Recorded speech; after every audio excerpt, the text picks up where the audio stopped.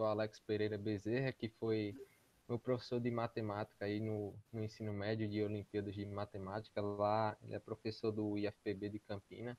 Ele está aqui nessa palestra, fico muito feliz de vê-lo aqui. Ele foi o cara assim que me incentivou, né, a fazer matemática, o professor Claudemir, por estar aqui também, e todas as outras pessoas que estão aí. E hoje a gente vai falar sobre a construção dos números dos naturais aos inteiros. Essa pessoa que vos fala é Juan Pablo, e eu sou da UFCG, sou do PET Matemática e Estatística. Esse trabalho aqui foi orientado pelo professor, essa IC está sendo orientado pelo professor Diogo Diniz. E basicamente a gente vai ter aqui nesse trabalho as preliminares, o conjunto dos números naturais, o conjunto dos números inteiros e no final eu passo a referência bibliográfica. Nesse primeiro momento das preliminares, a gente vai abordar alguns tópicos que servirão para a fundamentação da nossa construção dos conjuntos dos números naturais. São relações de equivalência, classe de equivalência, conjunto quociente. E no segundo momento a gente vai fazer essa construção dos números naturais em si. Por fim, a gente termina no dos inteiros, certo?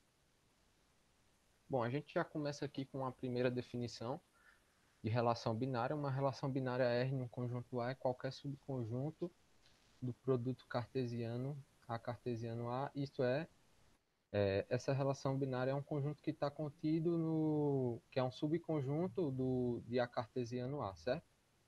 E a gente tem um exemplo aqui de um conjunto A, com os elementos 1, 2, 3, né?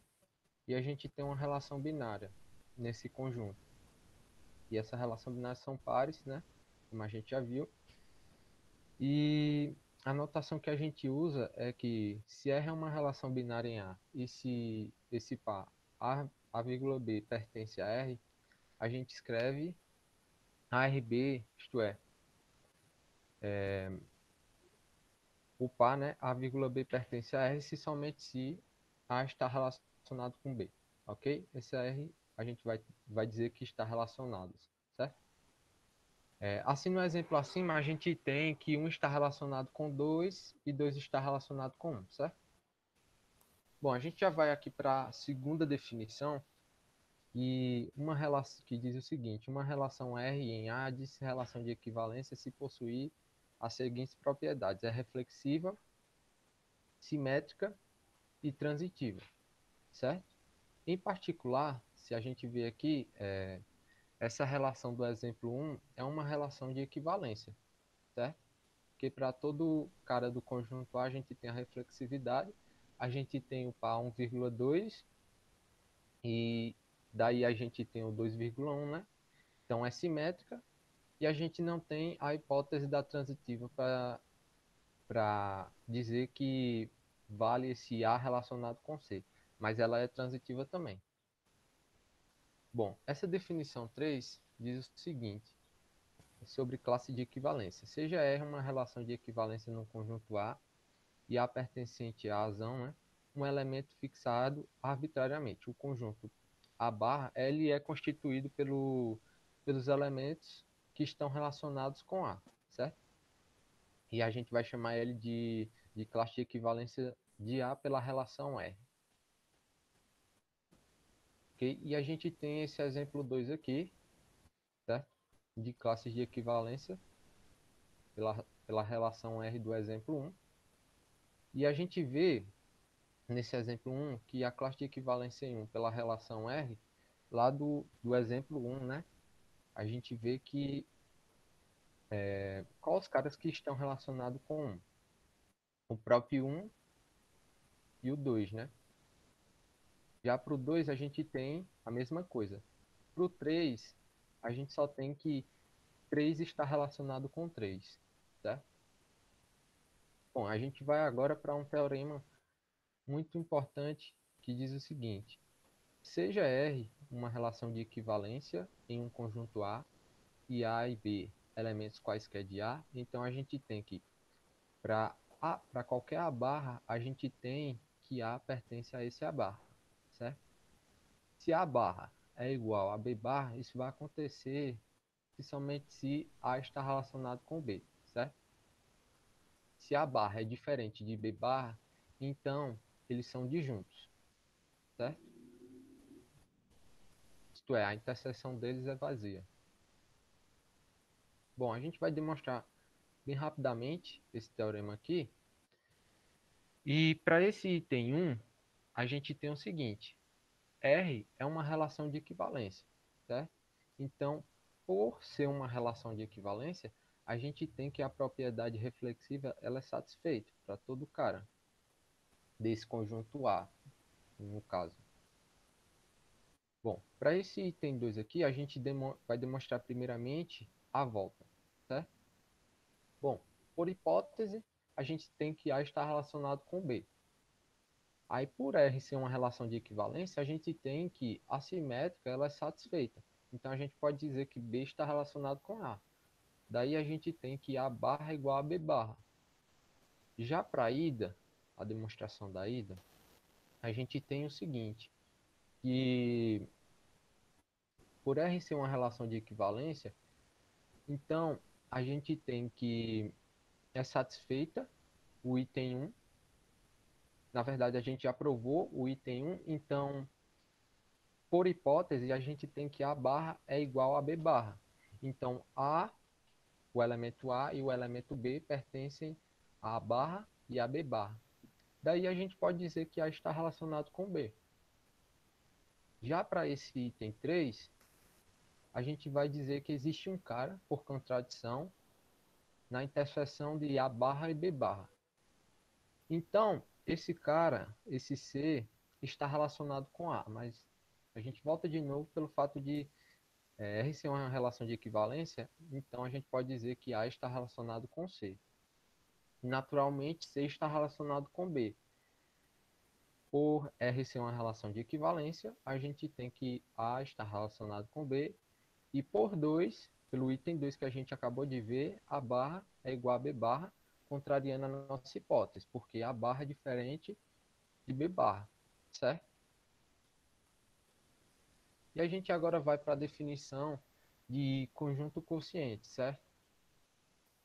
Seja R uma relação de equivalência num conjunto A, o conjunto constituído das classes de equivalência em A pela relação R é denotado por A barra R e denominado conjunto quociente de A por R. Isto é, um conjunto quociente ele vai ser constituído de classes de equivalência, certo?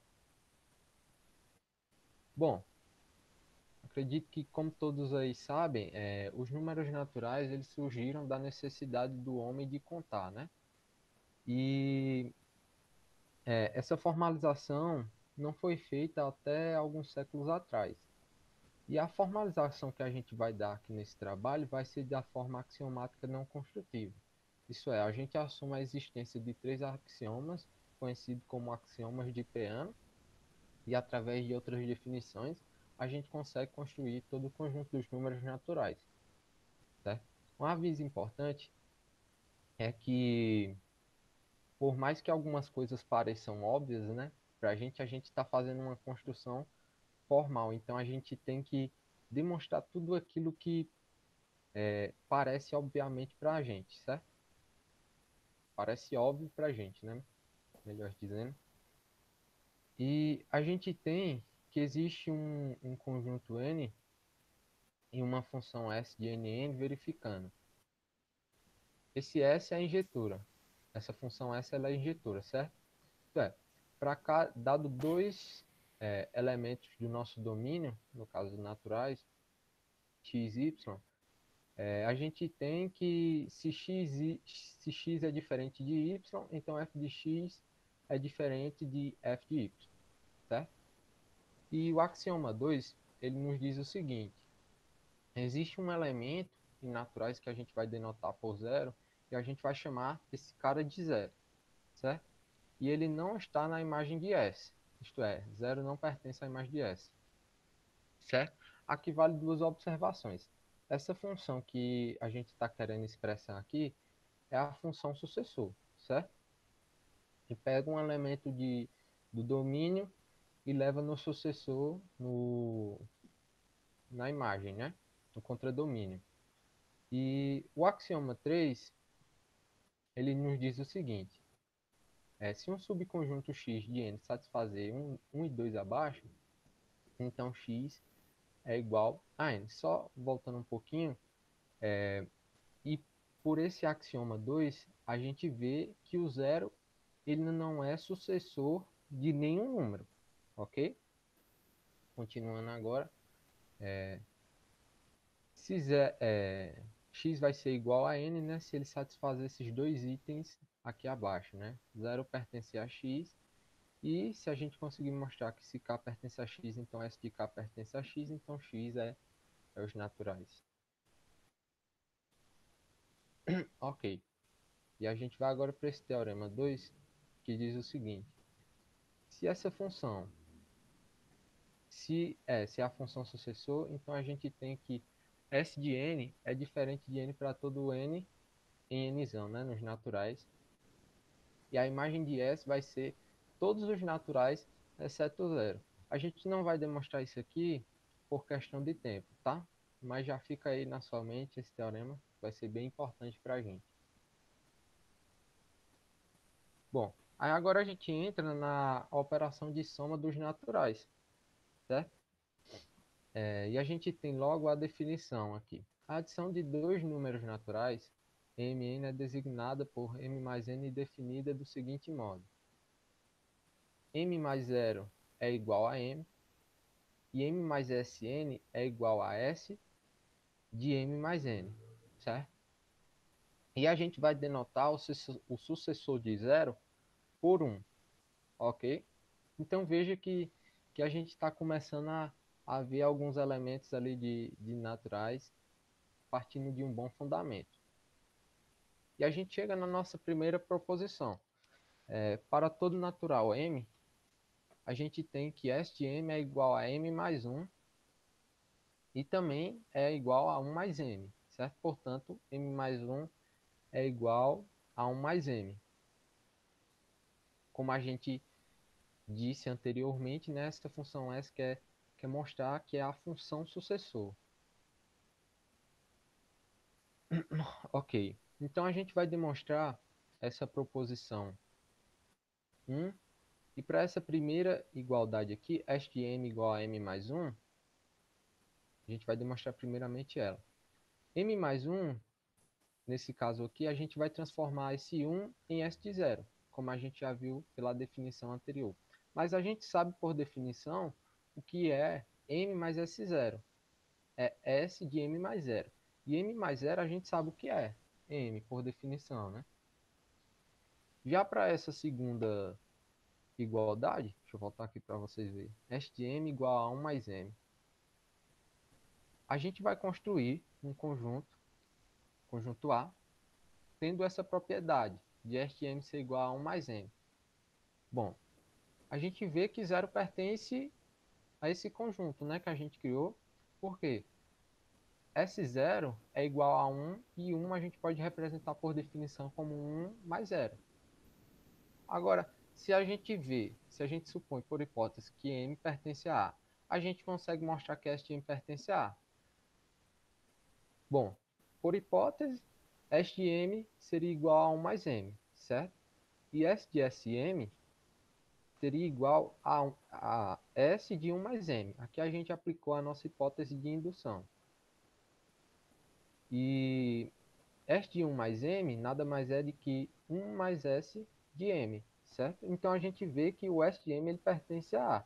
E pelo axioma 3, a gente tem que A é igual a Nzão, aos naturais, certo? Esse axioma 3 ele é conhecido como princípio da indução completa. Algumas das propriedades da adição que a gente admitia como intuitivamente óbvias serão demonstradas no teorema seguinte com base nos axiomas de Peano e nas definições precedentes. Observe a importância do princípio da indução no próximo item a ser demonstrado. A ideia basicamente se repete com algumas variações.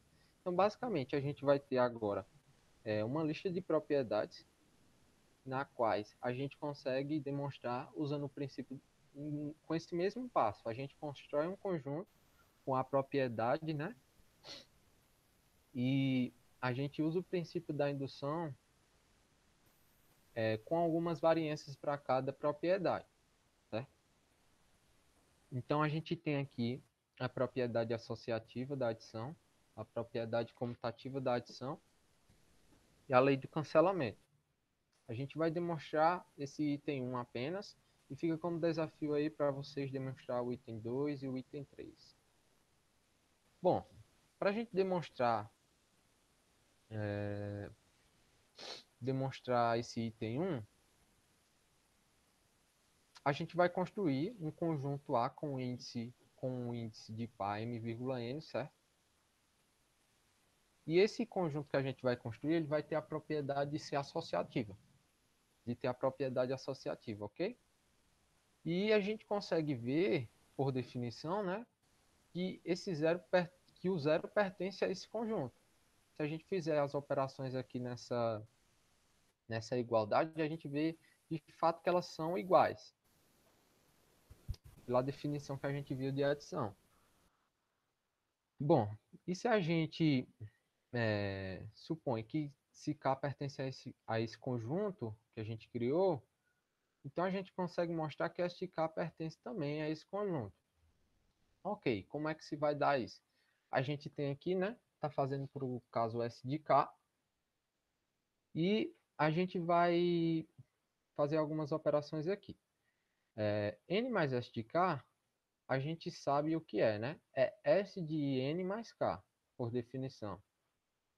E agora a gente vai colocar tudo dentro do S, por definição. Então a gente fica com M mais N mais K, ok?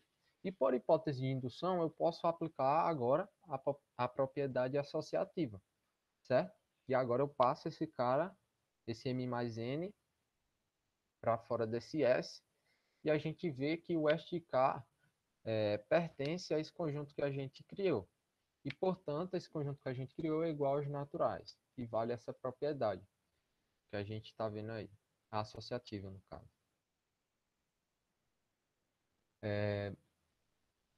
A gente chega agora na operação de multiplicação nos naturais, certo? E a gente tem aqui a definição. A multiplicação de dois números naturais, mn, é designada por m vezes m definida recursivamente do seguinte modo. M vezes 0 é igual a zero. E m vezes n mais 1 é igual a m vezes n mais m. Bom, novamente, a gente tem um bocado de propriedade aqui para a gente demonstrar. E a gente também, pelo menos eu, né? Eu demonstrei todas elas, vem como exercício no livro, né? Eu demonstrei construindo esses conjuntos com essas propriedades e aplicando o princípio da indução completa, certo? Então a gente tem aqui que a multiplicação é de fato uma operação em N, a existência do elemento neutro multiplicativo, a distributividade, tanto à esquerda como à direita, a associatividade, e a gente tem esse item 5 aqui, muito interessante também, e a gente tem a comutatividade, certo? A gente vai demonstrar aqui o item 4 e o item 6. Ok. O item 4 é a associatividade. A gente constrói o conjunto com a propriedade associativa. Ok? E a gente vê que, de fato, o zero pertence a esse conjunto A. E se K pertence a esse conjunto A, concluímos que K mais 1 pertence a A. Vejamos como é que vai acontecer isso. Bom, aqui a gente tem o seguinte, M vezes N vezes K mais 1. E eu estou aplicando agora a propriedade distributiva. Mas veja que eu só estou aplicando porque a gente já está no item 4. Eu estou supondo aqui que eu já demonstrei a propriedade distributiva. Mas para que a gente possa fazer isso na nossa construção, é necessário que a gente demonstre a propriedade distributiva. Se, por exemplo, eu nunca tivesse visto a propriedade distributiva, eu não poderia aplicar esse passo aí. Então a gente fica com M, NK mais N, ok? Aqui eu aplico de novo a propriedade distributiva, ok? E aqui eu vou aplicar a minha hipótese de indução, a associatividade na multiplicação. E agora eu vou ficar com MNK mais MN. Agora eu aplico novamente a propriedade distributiva e vejo que, de fato, o K mais 1 ele pertence a esse conjunto A que eu criei. Portanto, esse A é igual aos naturais e vale essa propriedade aí. Já a propriedade, a demonstração do item 6, que é, voltar aqui, a comutatividade, o argumento, eu coloquei aqui apenas o argumento principal, mas a gente consegue ver facilmente que o zero pertence a esse conjunto, a gente constrói um conjunto, né, com a propriedade comutativa, e a gente vê que o zero pertence a esse conjunto, e o argumento principal que a gente usa aqui é para ver que n mais 1 pertence a esse conjunto que a gente criou. Aí aqui a gente aplica a propriedade distributiva, e aí a gente fica com mn mais n1, e a gente aplica a propriedade comutativa, que é a nossa hipótese de indução, aplica novamente a distributiva, e a gente vê que n mais 1 pertence de fato a esse conjunto que a gente criou. E a comutatividade vale. Certo. Agora a gente chega na relação de ordem dos naturais, certo? E a gente tem a primeira definição aqui de relação binária. Ou, relação binária não, relação de ordem. Uma relação binária em R, uma relação binária R em um conjunto não vazio A, diz uma relação de ordem em A quando satisfazer as condições seguintes para quaisquer x, y, z em A. Então, ela tem que satisfazer a reflexividade, a antissimetria, e aqui é diferente da simétrica, só ressaltando isso aqui, e a transitividade, certo?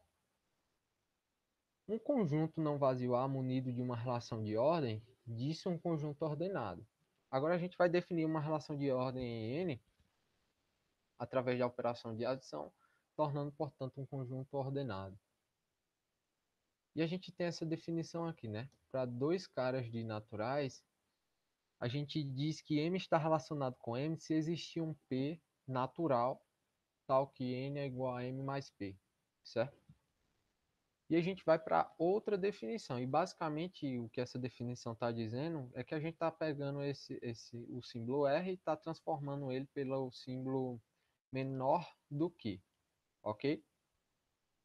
Então, assim, M está relacionado com R vai ser a mesma coisa que M é menor do que ou igual a N, certo?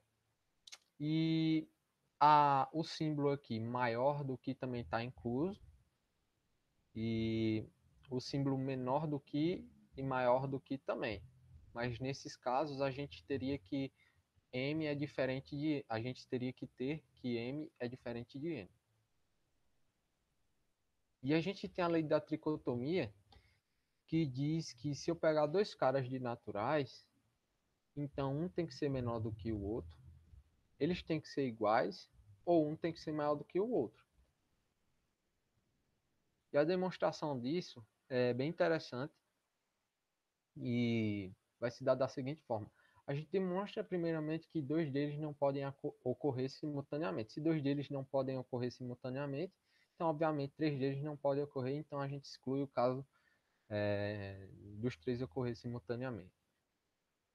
Então, para os dois não ocorrendo simultaneamente, a gente usa o fato de que 1 e 2, tanto 2 e 3, são incompatíveis por definição, porque como eu falei agora para vocês, a gente vai ter que M é menor do que N se M for diferente de N, certo? E no caso aqui, 1 e 2 não seria compatível porque M é igual a N. Da mesma forma para o 2 e 3, certo? E quanto ao caso o item 1 e o item 3 ocorrendo junto, a gente teria que, primeiramente, né? N seria igual a M mais P. A gente está pegando esse item 1. Só que esse M é igual a N mais um P', certo? Como a gente viu aqui pelo item 3. E tanto esse P como esse P', eles são diferentes de zero. Da onde a gente obtém o seguinte: N é igual... A gente basicamente vai substituir M por N mais P'. E a gente fica com N mais P' mais P, que é igual a N mais P' mais P. E a gente vai aplicar agora aqui a propriedade cancelativa. Mas por que eu posso aplicar a propriedade cancelativa? Deixa eu voltar aqui só para... Porque eu já tenho demonstrado ela. Cadê? Ah, não. Ela vem como exercício. Tá, pessoal? Então, eu consigo aplicar a propriedade cancelativa aqui porque eu já tenho demonstrado ela. Tá? Ok. Aplicar a propriedade cancelativa, eu fico com P mais P' igual a zero. Pelo teorema que a gente já viu, isso acarretaria dizer que P é igual a P', que é igual a zero. Mas a gente sabe que isso não é verdade, porque tanto P como P' pertencem aos naturais não nulos, ok? Então a gente tem uma contradição aqui. Então dois itens dessa proposição não podem ocorrer simultaneamente juntos. Agora a gente vai construir um conjunto M com essa propriedade de x é igual a m, ou x é maior do que m, ou x é menor do que m. Tá? E a gente prova por indução sobre x que m é igual aos naturais. Ok? A gente tem que zero pertence a esse conjunto porque zero é igual a m ou zero é diferente de m. Nesse caso em particular, o m tem que ser maior do que o zero, certo?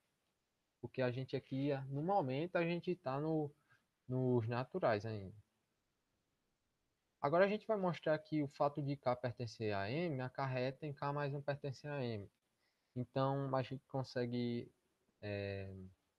demonstrar isso aí pelo axioma 3.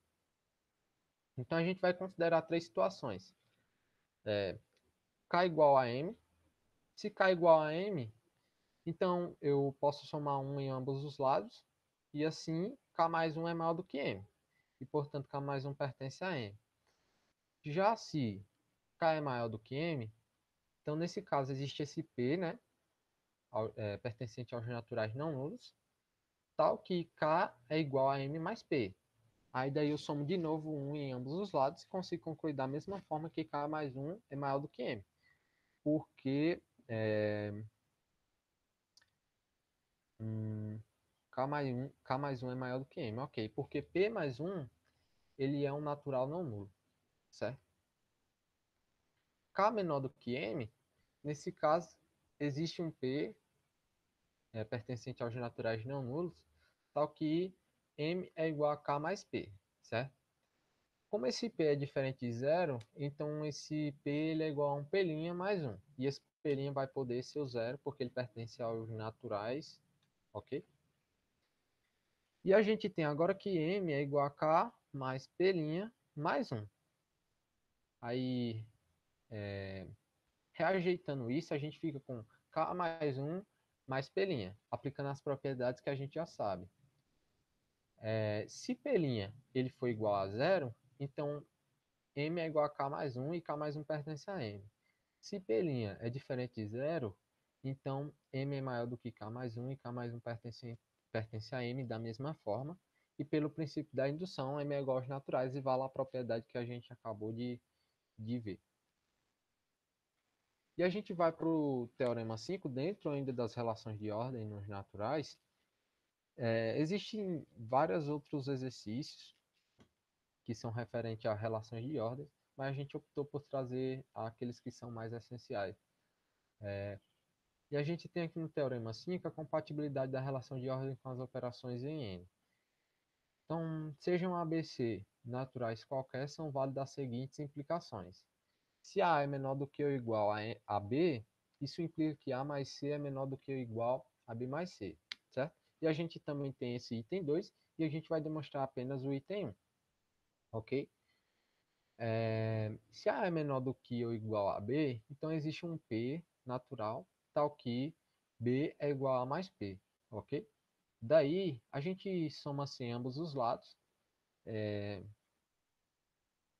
a gente arruma, né, o lado direito da nossa igualdade e a gente chega que B mais C é maior do que ou igual a mais C. Ok, então a gente finaliza o conjunto dos números naturais e entra agora no conjunto dos inteiros. E entrando nos inteiros, a gente tem uma relação traço em n cartesiano n definida por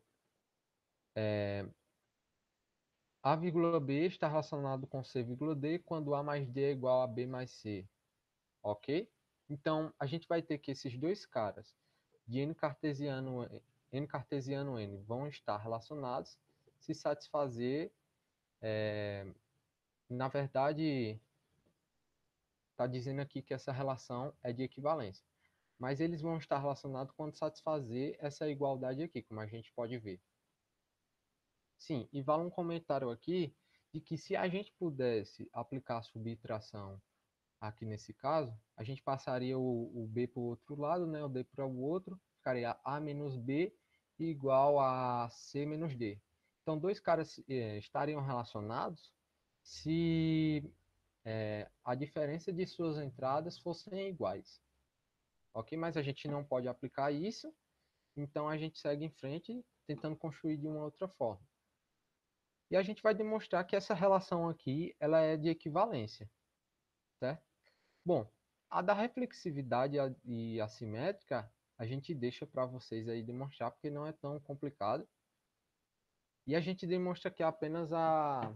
Porque, basicamente, a reflexividade e a assimétrica é uma herança da comutatividade dos naturais, que a gente acabou de ver, né? Então, veja que a gente consegue construir, como a gente vai ver, né? A partir de todos os resultados que a gente tem dos naturais. A gente não está usando nenhum outro resultado.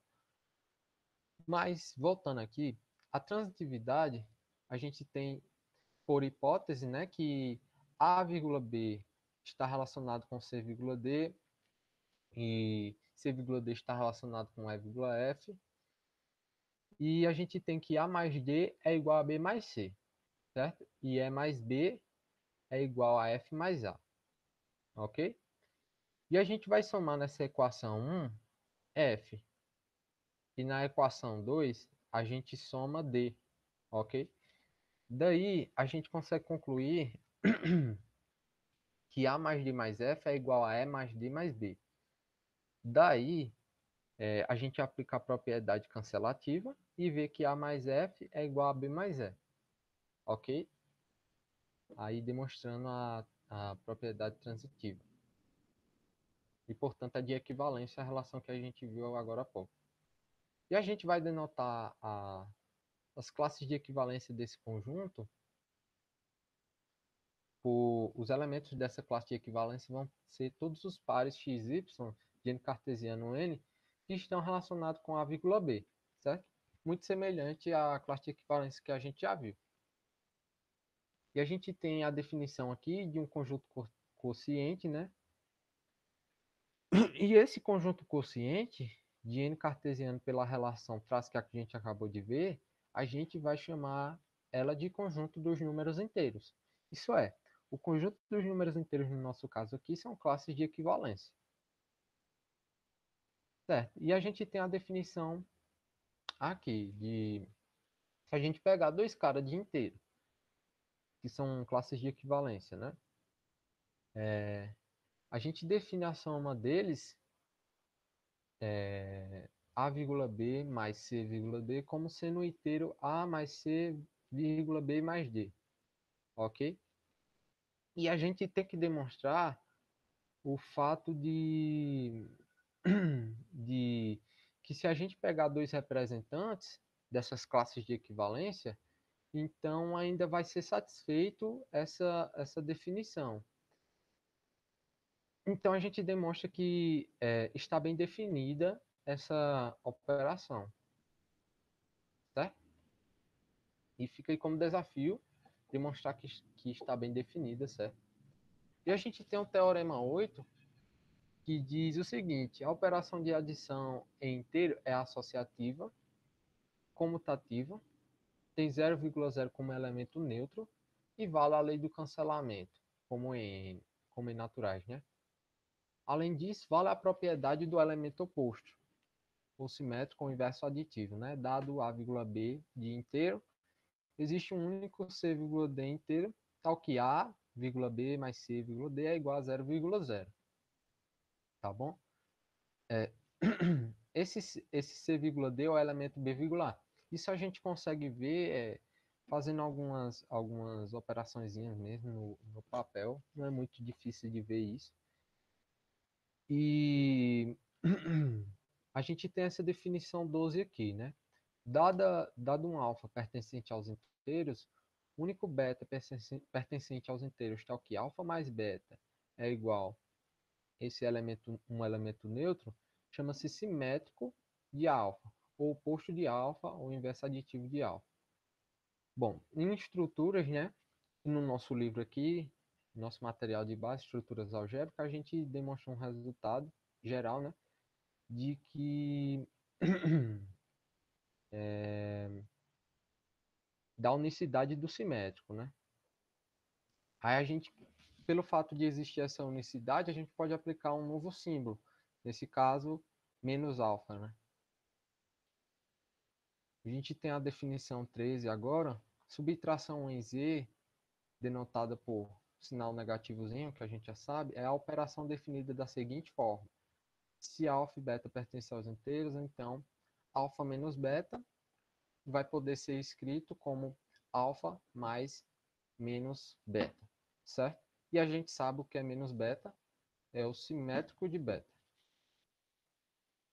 E com isso, todas essas ferramentas que a gente tem dessa definição, desse teorema, quando a gente demonstra todos eles, que vem como exercício no livro, quando a gente demonstra todos eles, e essa definição aqui também, a gente consegue demonstrar essa proposição 3, que é os sinaizinhos, né? Que a gente aprende lá no ensino médio, de que menos com menos dá mais com menos dá menos, e etc. E a gente tem a operação de multiplicação no inteiro, e basicamente a gente pega para a operação de multiplicação, a gente pega dois caras de inteiro, e a gente define o produto deles como esse cara aqui maior, AC mais BD, D mais BC, certo? Da mesma forma, a gente define a multiplicação e a gente consegue demonstrar um bocado de propriedades da mesma forma que a gente demonstrou anteriormente, certo? Vale ressaltar que existe a relação de ordem nos inteiros que a gente não optou por apresentar nisso aqui para não ficar tão longo, ok? E basicamente é isso. Aqui está a nossa referência bibliográfica, para quem quiser aí dar uma lida depois. Muito obrigado.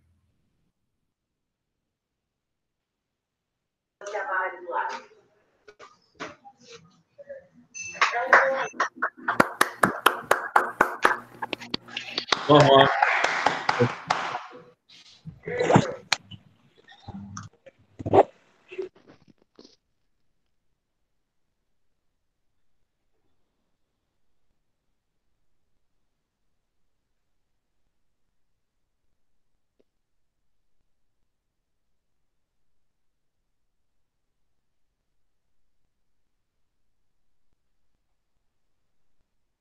Ok, voltou aqui.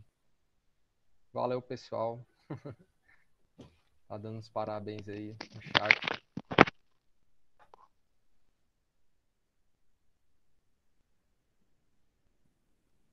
Professor, o senhor vai falar mais algo?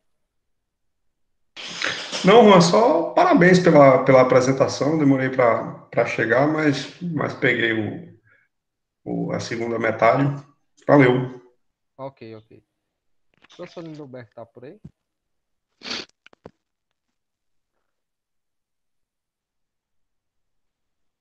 Juan, Oi? pede pra. Seria bom o pessoal colocar as informações no chat para pegar para o certificado, né? É o e-mail do... Ah, a Celene colocou aí o formulário no chat. Ah, tá bom, tá bom.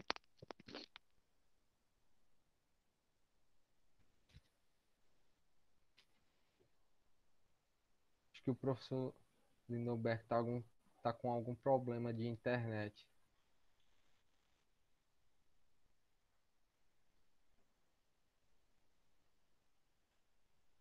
Acho que é isso, porque ele sempre fala algo no final aí.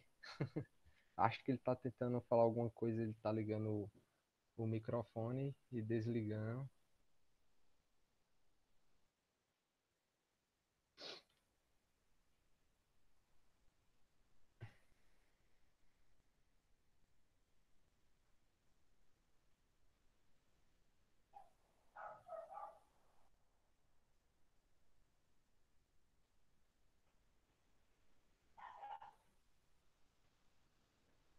É, acho que é isso mesmo. Eu não sei se você está vendo o chat, mas ele falou que o microfone dele está desativado, não está conseguindo ativar o microfone, né? É, Então, provavelmente deve ser isso. Então, assim, falando rapidamente, alguém tem dúvida, algum comentário aí sobre a palestra do Juan Pablo aí?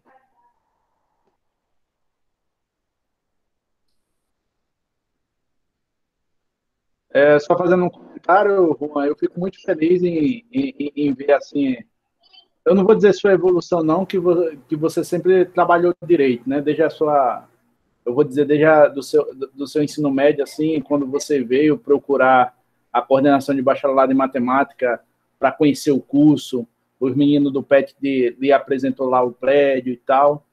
Então, assim, eu espero que você esteja gostando do curso, eu espero que você esteja fazendo aí as melhores coisas aí, porque mostra o quanto você é empenhado a trabalhar nessa temática de matemática, né? Então, eu só tenho a parabenizar e falar para você continuar assim, continuar o seu trabalho certinho, tranquilo, fazendo as coisas certinho, que você vai realizar o seu sonho desde aquele dia que você provou a gente lá no bacharelado. Parabéns, eu fico muito feliz de ver os alunos continuando assim, viu? ok, obrigado. O Lindelberg está saindo e entrando direto, eu acho que é para ativar. Eu só tenho a agradecer, eu vou ter que sair agora, mas aí vocês esperam o Lindenberg falar alguma coisa, certo? Certo. Até mais para vocês. Bom dia aí para vocês, pessoal do PET também aí, viu? Bom dia, professor Obrigado. Diogo, Lindenberg. Acho que ele entrou agora, o professor Lindoberg.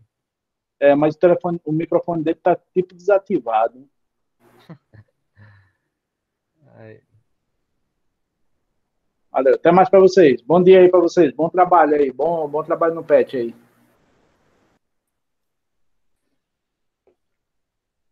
obrigado, professor.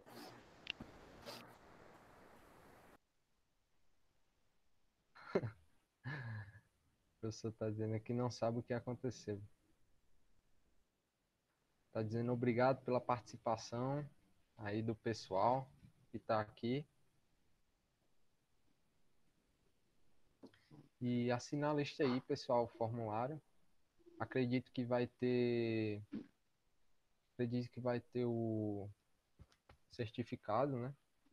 Vou mandar o certificado para vocês. E sobre os slides, eu posso mandar os slides para quem quiser, só falar com o pessoal aí do Instagram ou então colocar, falar com alguém do PET, né?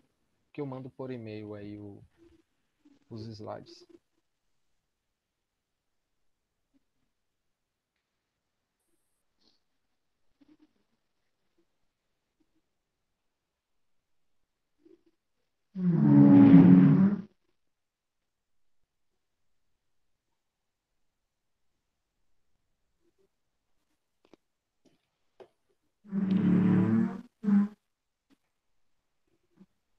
Juan, Oi? é bom também falar para o pessoal do Petrificar, porque a gente vai falar sobre aquele negócio do. Ok. Só enquanto a gente.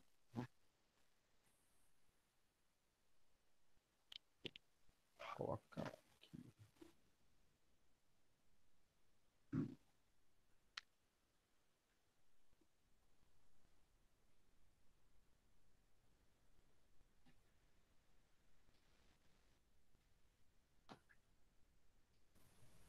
Eita, agora funcionou.